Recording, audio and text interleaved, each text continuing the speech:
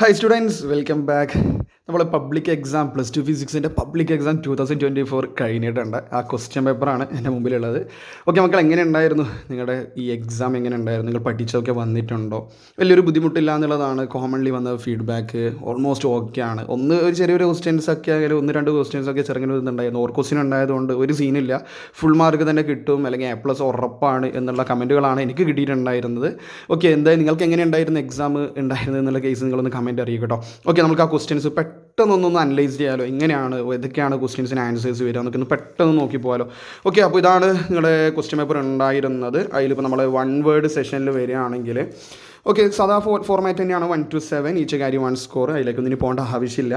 Okay, അതിൽ first question SI unit of electric flux. Electric ഫ്ലക്സിൻ്റെ യൂണിറ്റാണ്, നോട്ട് ഇലക്ട്രിക് ഫീൽഡ്. പോയി ന്യൂട്ടൺ പെർ കൂളോം എന്ന് എഴുതരുത് മക്കളെ, newton metre square per coulomb. ഓർമ്മയുണ്ടോ? കണ്ടവർക്ക് അതിൻ്റെ അഡ്വാൻറ്റേജ് ഷുവർലി ഉണ്ടാവും. ഈവൻ ലാസ്റ്റ് ഒരു കൊഹറൻറ്റ് സോഴ്സ്, അവിടെ ഒരു ബാൻഡ് പിടുത്തി യങ്സ് ഡബിൾ സിലിണ്ടർ ഒരു ബാൻഡ് പിടുത്തിൻ്റെ ഒരു പ്രോബ്ലം വരുന്നുണ്ട്.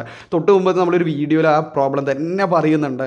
ഓക്കെ, കണ്ടവർക്ക് അതിൻ്റെ അഡ്വാൻറ്റേജ് ഉണ്ടായിട്ടുണ്ടാവും. അങ്ങനത്തെ ഒരു അതൊക്കെയാണ് കുറച്ച് കുട്ടികൾ നോക്കാതെ പോയിട്ടുണ്ടാവുക. ഹൈഗൺ ചതിച്ചിട്ടുണ്ടെന്നാണ് എനിക്ക് തോന്നുന്നത്. ഹൈഗൺസ് പ്രിൻസിപ്പിൾ അവിടെ വന്നില്ല. ബട്ട് നമ്മൾ ഈ യങ്സ് ഡബിൾ സിറ്റിൻ്റെ കൊഹറൻറ്റ് സോഴ്സ് വന്നുകൊണ്ടിരിക്കും, അല്ലെങ്കിൽ അവിടെ ബാൻഡ് ഇവിടുന്ന് ഒരു പ്രോബ്ലം വരാം എന്നുള്ള കേസ് പറഞ്ഞു. അവിടെയാണ് വന്നത്. നമുക്ക് അതിലേക്ക് എത്താം. ഓക്കെ, നെക്സ്റ്റ് നമുക്ക് നോക്കാം. മക്കളെ, രണ്ടാമത്തെ ക്വസ്റ്റ്യൻ ഇതായിരുന്നു. The net electric field inside A conductor when placed in an external electric field. Answer എന്ത് തന്നെയാണ് മക്കളെ? 0. അല്ല, നമ്മൾ ഇലക്ട്രോസെറ്റ് ഷീൽഡിങ്ങുമായി ബന്ധപ്പെട്ട് വരുന്ന കേസാണ്. 0 ആണ് ആൻസർ വരിക. SI unit of power of lens. ലെൻസിൻ്റെ പവറിൻ്റെ SI യൂണിറ്റ് എന്താണ് മക്കളെ? ഡയോപ്റ്റർ. അതിൽ ലെറ്റേഴ്സ് മാത്രമേ newton, joule, watt. Answer dioptre ആണ്. പവർ ഓഫ് ലെൻസ് എന്ന് പറയുന്നുണ്ട് കേട്ടോ. പവറിന് മാത്രമായിരുന്നുവെങ്കിൽ വാട്ടിലേക്ക് പോകാം. പവർ ഓഫ് ലെൻസ് ആണ്. മക്കൾ ശരിക്കും ശ്രദ്ധിച്ചിട്ടായിരിക്കും നിങ്ങൾ എഴുതിയിട്ടാണ് വിചാരിക്കുന്നു. Question number 4. The locus of points which have the same phase is called a wave front. Statement തന്നെയാണ്, ട്രൂ തന്നെയാണ്. സെയിം ഫേസ് കൊണ്ട് same phase of vibration. Wave ഫ്രണ്ടിൻ്റെ ഡെഫിനിഷൻ തന്നെയാണ് അവിടെ വന്നിട്ടുണ്ടായിരുന്നത്. Question number 5. The expression for de Broglie wavelength associated with a particle. De Broglie wave ലെങ്ത്തിൻ്റെ equation എന്താണ്? Lambda is equal h/p or lambda is equal to h/mv. യുടെ equation എഴുതാൻ വേണ്ടിയിട്ടാണ്. Okay, നമ്മൾ മാറ്റർ വേവ് എന്നൊക്കെ പറയപ്പെടുന്ന dual നേച്ചറിൽ നിന്നാണ് ആ ക്വസ്റ്റ്യൻ വന്നത്. Okay, question number 6. Which element in the periodic table shows maximum binding energy per nucleon. ആരാണ് ഓർമ്മയുണ്ടോ? അയൺ 56. നിങ്ങൾ ആ ഗ്രാഫിൽ നിന്ന് വേറെ ഒന്നും പഠിച്ചില്ലെങ്കിൽ ഈ ടേം പഠിച്ചിരിക്കണം മക്കൾ. അയൺ 56 കഴിഞ്ഞ പബ്ലിക്കിനും ആ ക്വസ്റ്റ്യൻ ഉണ്ട് കേട്ടോ. Right, what is an intrinsic semiconductor? നമ്മൾ പ്യുവർ ഫോമിലുള്ള 14th ഗ്രൂപ്പിലുള്ള സെമി കണ്ടക്ടറാണ് ഇൻട്രിൻസിക് സെമി കണ്ടക്ടർ. പ്യുവർ ഫോമിലാണ് സിലിക്കൺ, ജെർമേനി ഒക്കെ. ഇൻട്രിൻസിക് സെമി കണ്ടക്ടറിന് എക്സാമ്പിളാണ്. ഡോപ്പിംഗ് ചെയ്തിട്ടില്ല. ആ കേസൊക്കെ ഒന്ന് എഴുതിക്കാൻ നന്നായിരിക്കും. ഓക്കെ, അതാണ് 1 വേർഡ് സെഷൻ ഉണ്ടായിരുന്നത്. 2 മാർക്കിൻ്റെ സെഷനിലേക്ക് പോകുമ്പോൾ നിങ്ങൾക്ക് കാണാം 8ാമത്തെ question. Equipotential surface give an example. Equipotential surface എന്ന് പറഞ്ഞു കഴിഞ്ഞാൽ നമുക്കറിയാം, surface at which potential is same at all points on the surface. നമ്മൾ 2nd ചാപ്റ്ററിൽ നിന്നാണ് ആ ക്വസ്റ്റ്യൻ വന്നിട്ടുണ്ടായിരുന്നത്. ഓക്കെ, ദെൻ അതിൽ 9ാമത്തെ ക്വസ്റ്റ്യൻ എന്ന് പറഞ്ഞാൽ define drift velocity give it's equation. Drift velocity എന്ന് പറഞ്ഞാൽ എന്താണ്? Okay, average velocity. External electric ഫീൽഡിൽ 0 ആണ് ഇലക്ട്രോണിനെ സംബന്ധിച്ചിടത്തോളം. പക്ഷേ ഒരു എക്സ്റ്റേണൽ ഇലക്ട്രിക് ഫീൽഡ് അപ്ലൈ ചെയ്ത് കഴിഞ്ഞാൽ അവിടെ ആവറേജ് വെലോസിറ്റി 0 അല്ല. അതാണ് ഡിഫൈൻ ഡ്രിഫ്റ്റ് വെലോസിറ്റി കൊണ്ട് ഉദ്ദേശിക്കുന്നത്. അവൻ്റെ ഇക്വേഷൻ എന്താണ്? Drift velocity equal to -e divided by m into tau. ഓരോ ടേംസ് ഒക്കെ ഒന്ന് എടുത്ത് എഴുതിയാൽ നന്നായിരിക്കും. എടുത്ത് എഴുതണം കേട്ടോ. Question number 10. Gauss's law in magnetism. അല്ലെ, state Gauss's law in direct ആയിട്ട് വന്നു. മോഡലും ചെറുങ്ങനെ കൺഫ്യൂഷൻ ആക്കിയിട്ട് ിൽ ഇവിടെ ആശ്വാസമാണ്. Direct Gauss's law in magnetic state ചെയ്യാൻ വന്നു. Closed surface integral B vector dot ds vector is equal to 0. അതൊക്കെ എല്ലാവരും എഴുതിയിട്ടുണ്ടാവും മക്കളെ. ഓക്കെ, നിങ്ങൾ എക്സാം എങ്ങനെ ഉണ്ടായിരുന്നു കമൻറ്റ് ചെയ്യട്ടോ. Then 11th question. What is magnetic flux and how it is measured? Magnetic flux എന്താണ്? 5 is equal to B vector. വളരെ ഷോർട്ടായിട്ട് മാത്രമേ പറയുന്നുള്ളൂ. B vector dot A vector ആണ്, ഓർ BA കോസ് തീറ്റ ആണ്. n നമ്പർ ആണെങ്കിൽ NBA cos theta എന്നൊക്കെ നമ്മൾ മെഷർ ചെയ്യും. അതിൻ്റെ യൂണിറ്റ് ഒക്കെ പറ്റുമെങ്കിൽ അതൊക്കെ കൂടെ എഴുതി വെക്കുക വെബറുമായി ബന്ധപ്പെട്ട്. House hold line voltage of AC is measured 220 volt. AC യിൽ നിന്നാണ് question. Calculate it's peak voltage. പറഞ്ഞു തന്നത് ക്വസ്റ്റ്യനിൽ തന്നിരിക്കുന്നത് VRMS ആണ്. VRMS ആണ് 220 വോൾട്ട്. എന്നിട്ട് പീക്ക് വോൾട്ടേജ് ചോദിക്കുന്നു. പീക്ക് വോൾട്ടേജ് എന്ന് പറഞ്ഞാൽ എന്താ? V0 ആണ് ക്വസ്റ്റ്യൻ ചോദിച്ചിട്ടുണ്ടായിരുന്നത്. ഓക്കെ, അപ്പോൾ RMS വോൾട്ടേജ് വന്നിട്ട് VRMS എന്നിട്ട് V0 ചോദിക്കുന്നത്. VRMS എങ്ങനെയാണ് കണ്ടുപിടിക്കുക? സിമ്പിൾ ക്വസ്റ്റ്യൻ അല്ലേ. V0/√2. തല തിരിഞ്ഞിട്ടുണ്ടാവില്ലേ? കുറേ ആൾ അശ്രദ്ധ കൊണ്ട് തെറ്റുകൾ സംഭവിക്കും. വേറെ ഒന്നും പ്രശ്നം ഉണ്ടാവില്ല.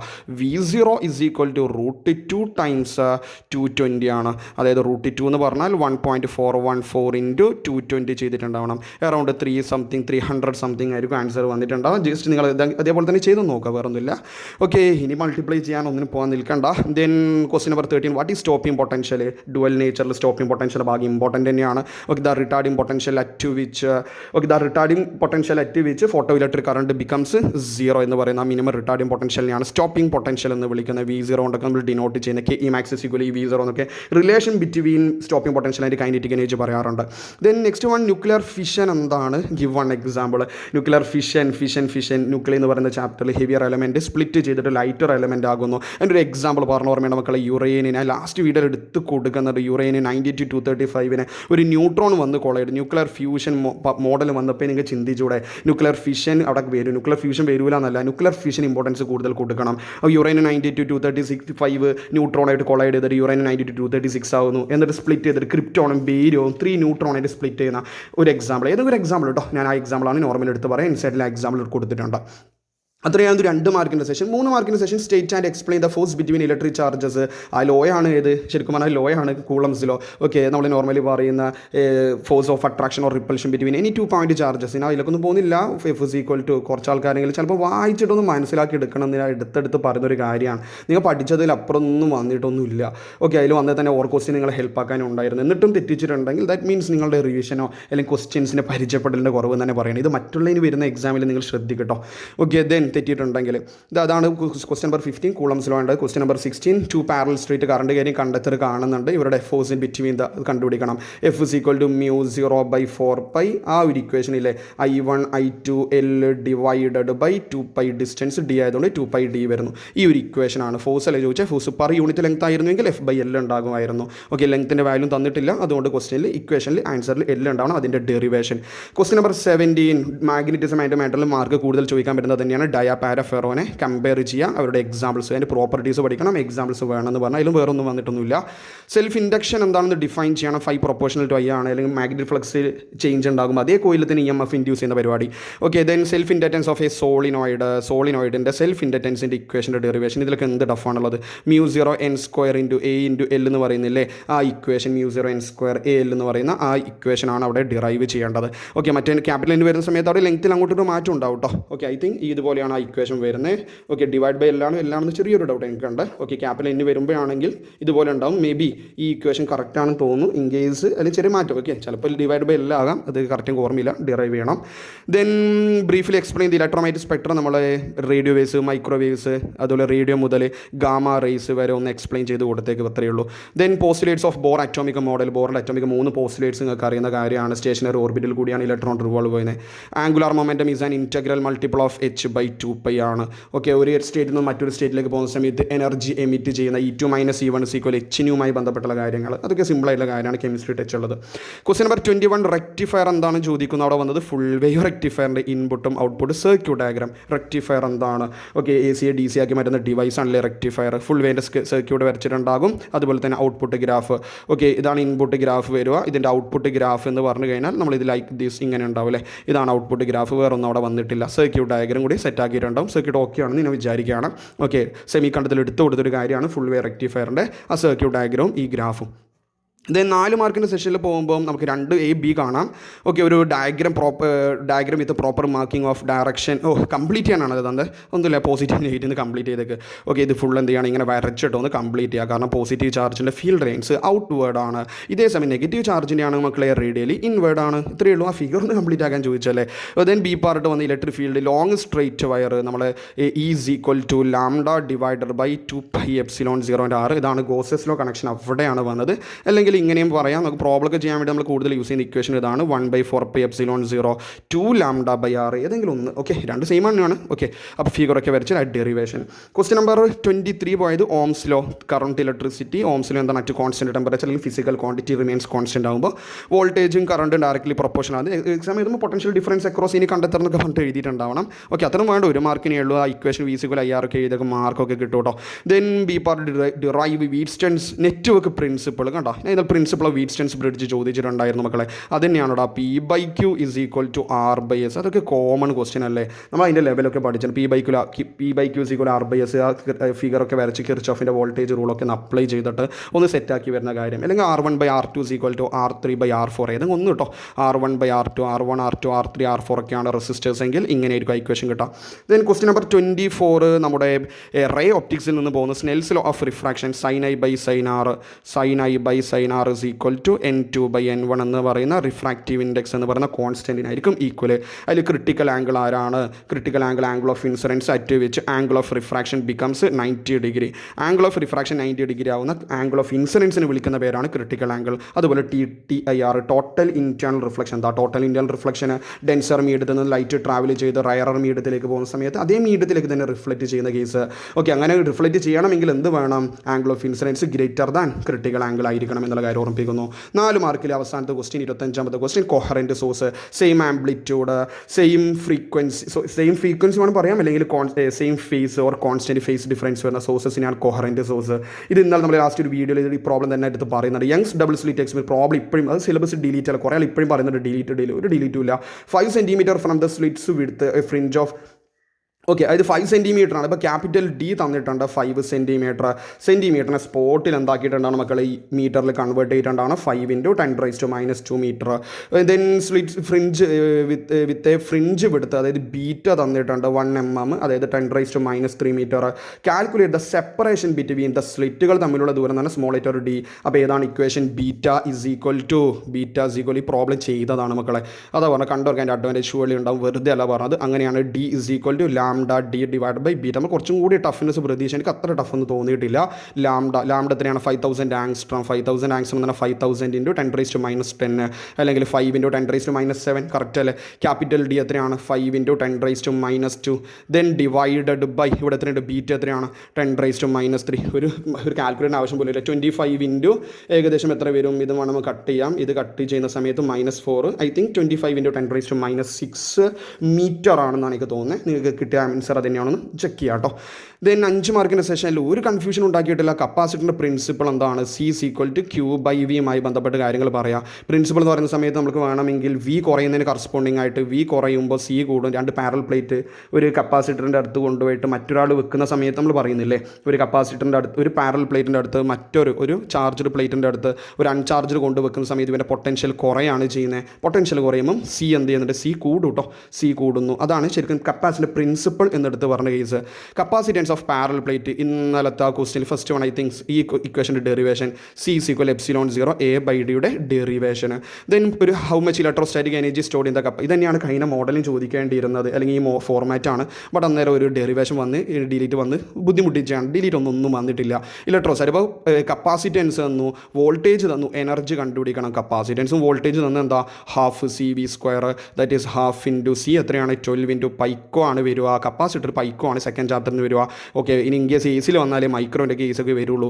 V² എത്രയാണ്? 50 അതായത് 50 അവിടെ ഉണ്ടാകും. ഇത് മൾട്ടിപ്ലൈ ചെയ്യുമ്പോൾ 6 കിട്ടിയിട്ടുണ്ട്. 6 × 50² ആണ് കേട്ടോ. അപ്പോൾ എത്ര വരും? നമുക്ക് വേണമെങ്കിൽ 6 × 10⁻12 ഞാൻ പെട്ടെന്ന് പറഞ്ഞു പോവുകയാണ്. 50² എന്ന് പറഞ്ഞാൽ എന്താ? 50² 50 × 50 2500 ഉണ്ടാകും, അല്ലെങ്കിൽ 25 × 10². 25 × 6 എത്രയാണ്? 150 അല്ലേ?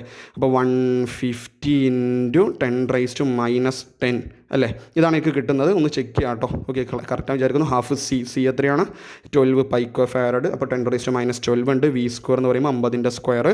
ദെൻ 12/2 6 × 10⁻12 50² 2500. അപ്പോൾ ഇത് കട്ട് ചെയ്യുമ്പോൾ 6 വന്നു. 25 എടുക്കുന്ന സമയത്ത് 150 ഉണ്ടാകും. 2 0 2500 ഇങ്ങനെ ആക്കി -10 150 × 10⁻10 അല്ലെങ്കിൽ 15 × 10⁻9 ജൂളായിരിക്കും അതിൻ്റെ ആൻസർ വരുന്നത്. നിങ്ങൾക്ക് കിട്ടുന്നത് അതിൽ തെറ്റുണ്ടെങ്കിൽ നിങ്ങൾ പറയാം കേട്ടോ. ആ ഒരു ഏകദേശം എനിക്ക് അങ്ങനെയാണ് ഞാൻ ഫസ്റ്റ് ലൈവായിട്ട് ചെയ്യുമ്പോൾ എനിക്ക് കിട്ടുന്നത് അങ്ങനെയാണ്. Then question number 27 the direction of magnetic field around a current carrying conductor is given by. Current carrying കണ്ടക്ടറുമായി ബന്ധപ്പെട്ട് വരുന്ന സമയത്ത് മാഗ്നറ്റിക് ഫീൽഡിൻ്റെ direction. Okay, current carrying conductor നമുക്ക് നോർമലി റൈറ്റ് ഹാൻഡ് തമ്പ് റൂളുമായി ബന്ധപ്പെട്ടുള്ള കാര്യങ്ങളോട് പറയാം. പക്ഷേ കറണ്ട് ക്യാരിങ് കണ്ടക്ടർ എന്ന് പറയുന്ന സമയത്ത് സർക്കുലർ ലൂപ്പാണ് ഇതില്ല പറഞ്ഞിട്ടില്ല. അപ്പോൾ direction of magnetic field around current carrying conductor പറയുമ്പോൾ റൈറ്റ് ഹാൻഡ് ഗ്രിപ്പ് റൂളുമായി ബന്ധപ്പെട്ട് സ്ട്രൈറ്റ് കറണ്ട് ക്യാരിങ് കണ്ടക്ടർ ആണെങ്കിൽ നമ്മൾ ഏത് പറയും? റൈറ്റ് ഹാൻഡ് ഗ്രിപ്പ് റൂൾ പറയാറില്ലേ? കറണ്ടിൻ്റെ ഡയറക്ഷൻ എന്തായിട്ട് എടുക്കുന്നുണ്ട്? തമ്പ് എടുക്കുന്ന സമയത്ത് നമുക്ക് എന്തുണ്ടാകും? മാഗ്നറ്റിക് ഫീൽഡായിട്ട് എന്ത് കിട്ടും? മാഗ്നറ്റിക് ഫീൽഡിൻ്റെ ഡയറക്ഷനാണ് നമ്മുടെ കേൾഡ് ഫിംഗേഴ്സ് കിട്ടുന്ന പറഞ്ഞത്. അപ്പോൾ റൈറ്റ് ഹാൻഡ് ഗ്രിപ്പ് റൂളിൻ്റെ കേസ് വരും. റൈറ്റ് ഹാൻഡ് തമ്പ് എന്താണ്? നമ്മുടെ കേൾഡ് ഫിംഗേഴ്സ് കറണ്ടിൻ്റെ ഡയറക്ഷൻ, തമ്പ് എന്തിൻ്റെ ഡയറക്ഷൻ തരും? മാഗ്നറ്റിക് ഫീൽഡ് എന്നാണ് പറയുക. അത് right hand thumb. Current carrying conductor പറയുമ്പോൾ കറണ്ട് ക്യാരിങ് കണ്ടക്ടർ എന്ന് പറയുമ്പം തമ്പ് കണ്ടക്ടറിൻ്റെ കറണ്ടിൻ്റെ ഡയറക്ഷനും അതുപോലെ തന്നെ കേൾഡ് ഫിംഗർ എന്തിൻ്റെ ഡയറക്ഷൻ മാഗ്നറ്റിക് ഫീൽഡ്. അപ്പോൾ റൈറ്റ് ഹാൻഡ് ഗ്രിപ്പ് റൂളാണ് അവിടെ കൂടുതൽ chance. Right hand grip rule loop എന്ന് പറഞ്ഞിട്ടില്ലല്ലോ. Then Biot Savart ലോൻ്റെ explanation D B is equal to μ0/4π ideal sine theta by R square. അതിൻ്റെ സ്റ്റേറ്റ്മെൻറ്റ് എഴുതി ഈ ഇക്വേഷൻ കൂടി എഴുതിയിട്ടുണ്ടാവും. ദെൻ അവിടെ വന്നത് 3 മാർക്കിൻ്റെ ഒരു ഡെറിവേഷൻ നമ്മളെ കോയിൽ ആക്സിസ് പക്ഷേ സെൻറ്റർ വരെ നിങ്ങൾ എഴുതിയിട്ടുണ്ടാകും. A B is equal to μ0 n into i a square divided by 2 into a square plus x square all raised to 3/2 ൻ്റെ ഡെറിവേഷൻ. ഓക്കെ, അത് സെൻറ്റർ ആകുമ്പോൾ μ0 ni/2a വരുമായിരുന്നു. സെൻറ്റർ ഒന്നും ചോദിച്ചിട്ടില്ല, സെൻറ്റർ എഴുതിക്കണം, നല്ല കാര്യം, വേറെ ഒന്നും പ്രശ്നമൊന്നുമില്ല. Question number 28 expression for instantaneous EMF ചോദിക്കുന്നു പറഞ്ഞു. അല്ലെങ്കിൽ instantaneous voltage V is equal to V0 sin omega t എന്നോ E is equal to E0 sin omega t എന്നോ എഴുതി വെക്കുക. കറണ്ട് ചോദിച്ചിട്ടില്ല.